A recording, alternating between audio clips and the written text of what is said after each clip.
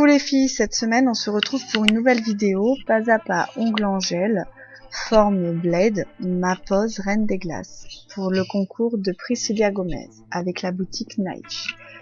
Donc en fait j'ai participé au concours de Priscilla Gomez, le concours c'était jeu de transparence. Je sais qu'on a vu ensemble il n'y a pas très longtemps la forme blade, mais c'est vraiment une forme que j'apprécie et j'avais envie de la mettre en valeur avec ce concours et avec les idées que j'avais en tête. Donc ici j'ai pris des chablons grand format puisque j'ai voulu faire une pose beaucoup plus longue étant donné que c'était pour un concours. Donc ici vous pouvez voir que j'ai mis au dos de mon chablon un petit carré d'aluminium. Donc en fait c'est une vidéo que j'avais vue sur internet qui consistait à découper des canettes de soda et à les utiliser comme support à chablon. Donc j'ai préparé mon ongle, j'ai appliqué du Nail Prépare, du primer, mon gel de base. Et en fait, avant de catalyser mon gel de base, c'est une petite astuce que j'ai vue il n'y a pas très longtemps pour les ongles difficiles, je saupoudre un peu de résine clear, puis ensuite j'applique puis ensuite je catalyse 2 minutes, pardon. Et ensuite je pose mon chablon et je fais mon extension. Alors à quoi ça sert d'appliquer la résine sur le gel de base? Donc comme je viens de le dire, c'est la plupart du temps pour les ongles difficiles. Il se peut que vous ayez certaines clientes avec des ongles à problème, qui aient des problèmes d'hormones, qui prennent des traitements ou bien simplement qui ont les mains dans l'eau tout le temps. Enfin, vous avez certains ongles, j'imagine, qui sont difficiles. Et donc cette technique peut vraiment aider à limiter les décollements. Alors ensuite, il y en a qui me demandent comment je fais pour faire mon sourire parfait. Donc vous pouvez avoir une astuce, c'est que il est tout à fait possible de garder le chablon en place en fait et de suivre également les traits qui sont sur votre chablon.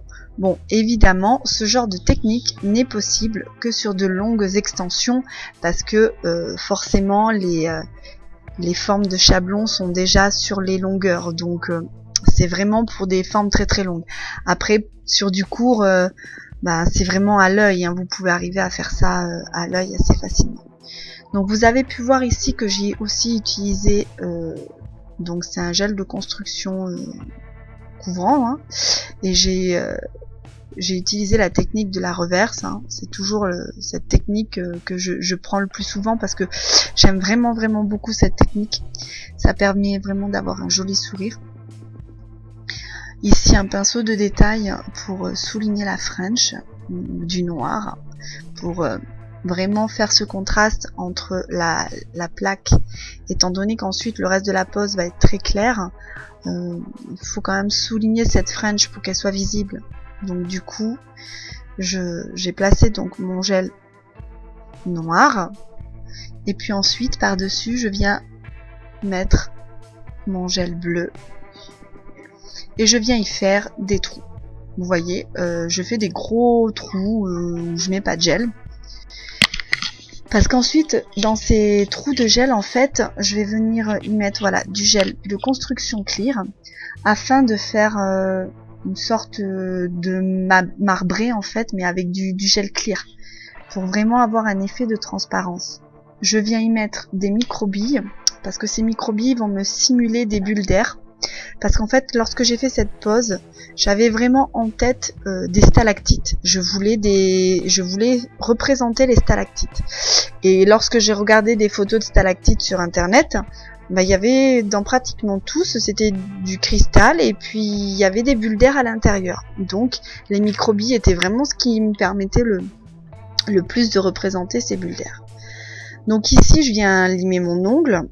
Donc je fais ma mise en forme définitive.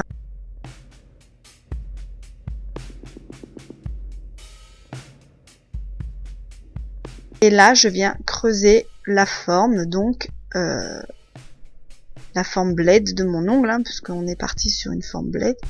Donc cette forme consiste à avoir 2 grands axes sur le côté, puis une sorte d'arrondi qui se termine en pointe de stylet finalement, très fine. Donc avec votre ponceuse, alors vous prenez un embout à grain 100 c'est bien le grinçant pour creuser. Après, par contre, si vous utilisez la ponceuse pour le dessus de l'ongle, plutôt un grain 180. Donc là, je creuse mon arrondi. Puis ensuite, je prends un embout plus fin, un embout polissoir pour bien limer et enlever toutes les aspérités. J'affine bien mes parallèles. Je casse un petit peu la pointe.